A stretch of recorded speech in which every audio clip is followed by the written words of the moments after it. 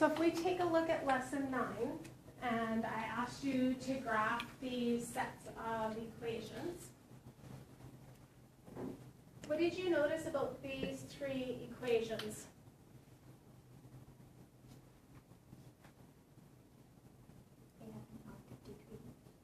They have an odd degree.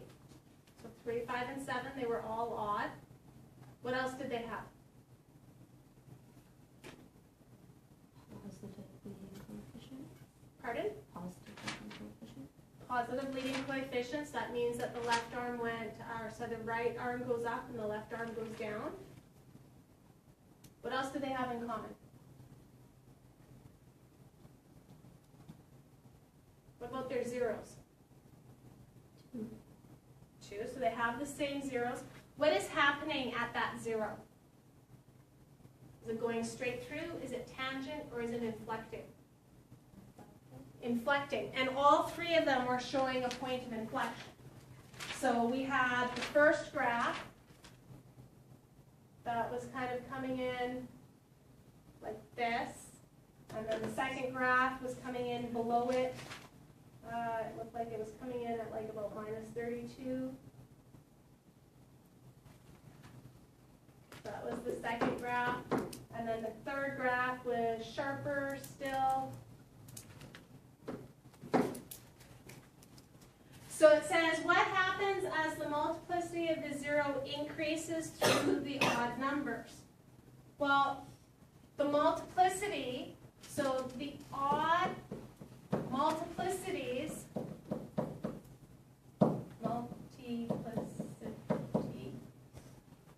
create a point of inflection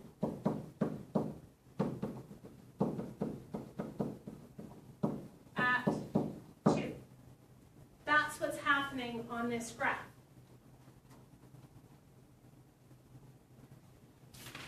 When I look at the next set of graphs with multiplicities of 2, 4,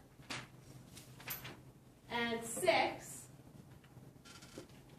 what was happening this time? They're all even. What were they creating? They were all creating a tangent. And it's just the openness or the steepness of the parabola is what changed. So my x plus 2 squared, given these window settings, gave me a parabola that was pretty shallow. And then it got deeper or more and more skewed. The last one. So it says, what happens as the multiplicity of 0 increases through the even numbers? I get a tangent. So they all create, all the graphs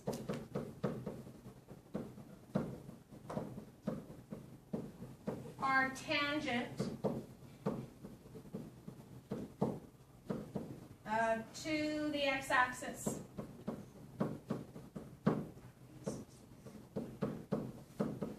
At 2 and 0. So really the point of this exercise was just the realization that odd multiplicities except for 1, so 3, 5, 7, 9, give me a point of inflection. Even ones give me a tangent. And then my multiplicity of 1 always goes straight through. That's what's on the next page.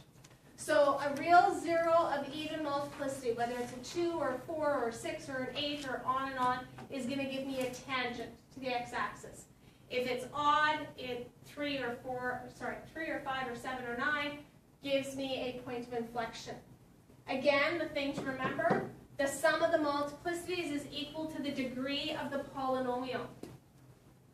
So if we look at class example number 1, we have a screenshot of graphs from a graphing calculator. It says, in each case, state the number of distinct zeros and the possible multiplicities of each graph. So if I look at this first graph, how many zeros do we see on the graph? 2. So there are two distinct zeros. And I'm going to write the answers right up beside the graph rather than in the space below. And then the possible multiplicity of each zero. So 1 0 could have a multiplicity. So what could the multiplicity of this 0 here be? 2 or 6. So 2 or 4 or 6, dot, dot, dot. So I'm implying that it could be an even multiplicity. And then the other 0 could have a multiplicity. What's happening at this 0? Point of inflection. So what could the multiplicity be? 3 or 5. And it's important to put 3 or 5 or 7 because it can't be 3, 5, and 7. It's one or the other. So that's the reason behind the ors. Okay, so if I look at number 2, how many distinct zeros do we have? 3. 1, 2, 3. So 3 distinct zeros.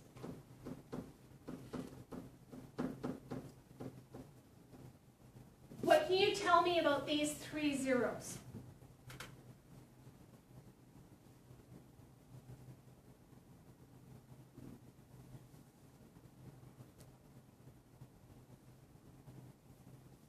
Two of them have a multiplicity of 1.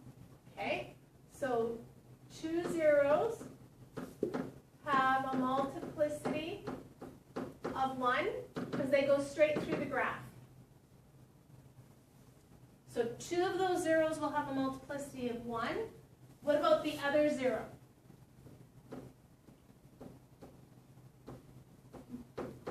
Even multiplicities of 2 or 4, 6. 2 or 4 or 6, etc. Okay, so I'm going to give you a couple of moments. I want you to do the next 2 on your own.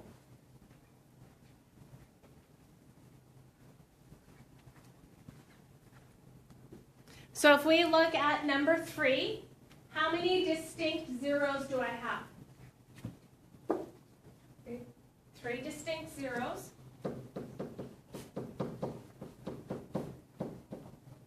What can you tell me about their multiplicities? 2 of them will have the multiplicity Okay. of 2, 4, 6. So 2 of them will have a multiplicity of 2 or 4 or 6, and The other one will have 1. yes. Good. And then the last one has how many distinct zeros? 3. So 3 distinct zeros. And what can you tell me about their multiplicities? 2 of them have a multiplicity of 1. And then the other one has 3 or 5. Multiplicity of 3 or 5 or 7. Good. Okay, so the next question says which graph could represent a polynomial function of degree 8? So which one can I have that would be a degree of 8? The second one?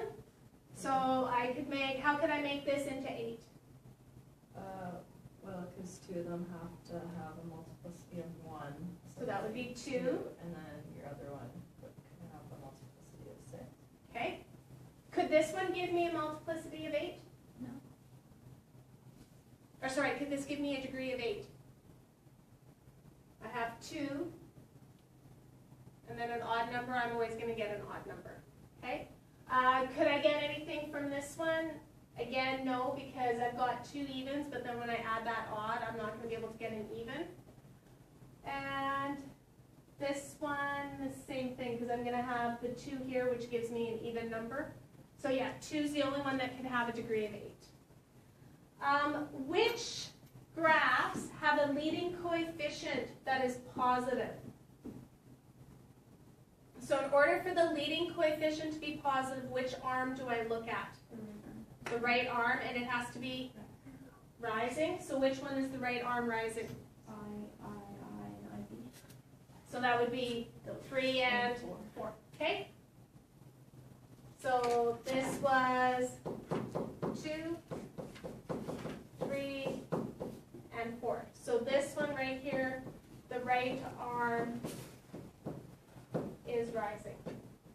Okay. So the types of questions that you're going to get,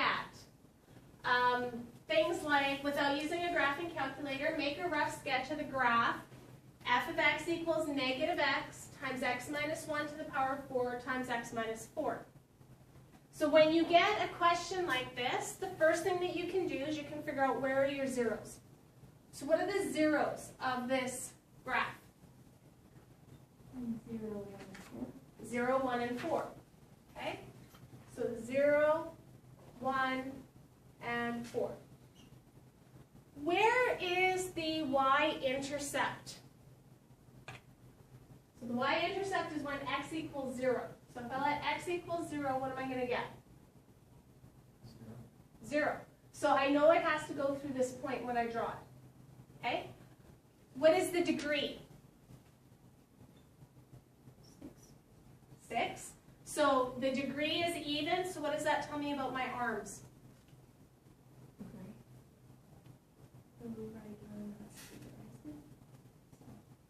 Oh, with even ones, the arms have to be the same. Okay, so the arms have to be in the same direction. What's my leading coefficient? Leading coefficient is negative, which means that the right arm does what? Goes down, so it falls, which also means that the left arm has to fall. Okay, so I now know that my arms have to be down here. And with my zeros, what is happening at each of my zeros? So what are my multiplicities that I have to draw? Well, negative x, it just has a multiplicity. So it's going to go straight through at 0. So it's going to come up, and it's going to go straight through. And then it has to come back down to the 1. And what is it going to do at 1? Tangent. So it's got to curve down, and then it's got to be tangent at 1. And then what is it going to do at 4? It's going to go straight through again. So these parts of the graph, I'm not concerned about whether or not they're correct, whether or not they're as high as they should be. What I'm looking for is the tangent and the multiplicities being correct. Okay? And if you verify this with a graphing calculator, what you actually get is that this portion right in here is not very high. It just kind of goes up and then comes back down again. Okay? So if we look at class example number 3, it says the following graphs represent the polynomial functions of the lowest possible degree. So that means when I see a tangent, I'm picking multiplicity of 2, not 4 or 6. Okay? If I see a point of inflection, it's a multiplicity of 3. I'm not trying to guess. So in each case, state the degree of the polynomial function. And for p of x equals 0, state the points on the graph which represent real and equal roots. Okay. For the degree of the polynomial function, I need to look at my zeros. So I have zeros at a, d, and f. What's the multiplicity at a? 2. 2, because it's a tangent. What's my multiplicity at d? 1. And f? 1. So what's the degree going to be? 4. 2 plus 1 plus 1. So I'm going to get a degree of 4. And then when p of x equals 0, so for the equation, when I'm looking at the roots, what points on the graph would represent real and equal roots? So the roots are also along the x-axis. So the real and equal roots, would it be point A, D, or F? They have to be real and equal. So if they're real and equal, how many do I need? 2. So where do I have 2 roots at the same time? At point A. So that's what it means, which ones would be real and equal. Would be at point A. So I have to have at least 2 in order for them to be equal. So if I look at B, where are my zeros on B? P and S. P and S. What's my multiplicity at P? 3. And at S? 3. So what's the degree of my polynomial? 6, the sum of the multiplicities. And what points in the graph would represent real and equal roots? P and S. P and S, because I have that point of inflection at both of them. So real and equal implies a point of inflection or a tangent is what I'd be looking for.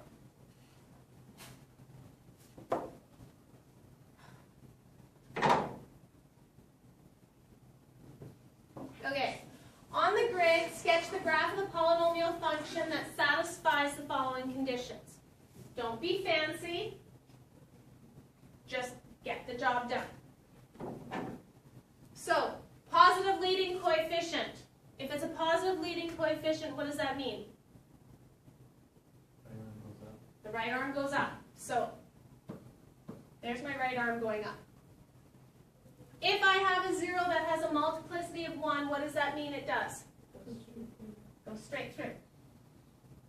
Okay? If I have a 0 that has a multiplicity, or sorry, 2 real zeros that have a multiplicity of 2, what does that mean I have? 2 tangents. I have 2 tangents, okay?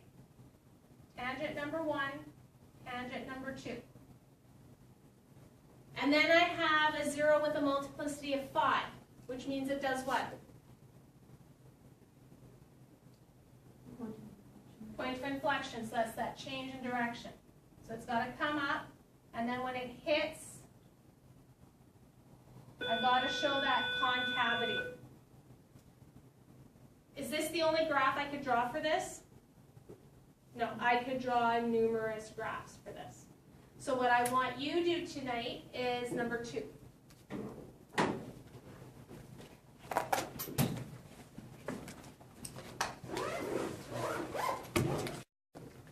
So part 2 on class example number 4 is sketching a graph of a polynomial function that satisfies the following conditions. It has a negative leading coefficient. What does that mean if it has a negative leading coefficient? The right arm is falling. The right arm is falling, so the right arm has to be going downwards. Okay? 2 real zeros of multiplicity 1 means that it has to go through the graph or through the x-axis twice, straight through. Multiplicity of 3 means that it has a change in concavity, so it has a point of inflection. And then a multiplicity of 4 means it does what? Pardon? There's a tangent. So that could be one possible graph. Really what I would be looking for is I would be looking at all of the points that touch the x-axis and figuring out what my multiplicities could be. 1, 3 or 5 or 7, 2 or 4 or 6, and that's how I would be marking them. So these could be in different orders. So what I could do is I could have come up to the x-axis, I could have done my tangent first, then I could have gone straight through, then I could have changed my concavity, and then I could have gone straight through. But either way, the left arm is going to be pointing up and the right arm is going to be pointing down, which means the degree of this has to be, nope, if the arms are pointing in different directions, the degree is odd. And if I add this up, 2 real zeros, that's 2, 3, and 4 gives me a degree of 9. So it is odd. So the questions that I want you to practice with are 1, 2, 3, and 4. and 8 and 9. Are we not doing like a? No.